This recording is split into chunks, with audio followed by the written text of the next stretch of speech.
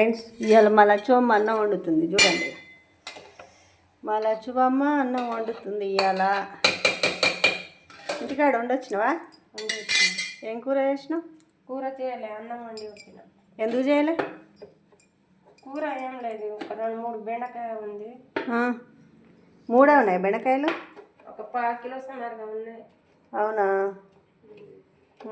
మళ్ళీ వచ్చి చేద్దామని అనుకున్నావా? లచ్చువమ్మ ఓ లచ్చువమ్మ, ఎందుకమ్మా నీ కలక చెప్పవమ్మా. టమాటా దేంట్లో పెట్టాలమ్మా? నీకు కాకరకాయ ఫ్రై చేసిన నిన్న. ఇవాళ పెడతా నీకు. అసలు ఏమా టేస్ట్ ఉంది తెలుసా? సూపర్ టేస్ట్ ఉంది.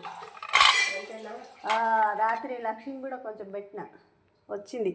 అక్క బాగుంది అక్క అంటుంది. ఇక అబ్బా నిజంగా పెడతా నీకు.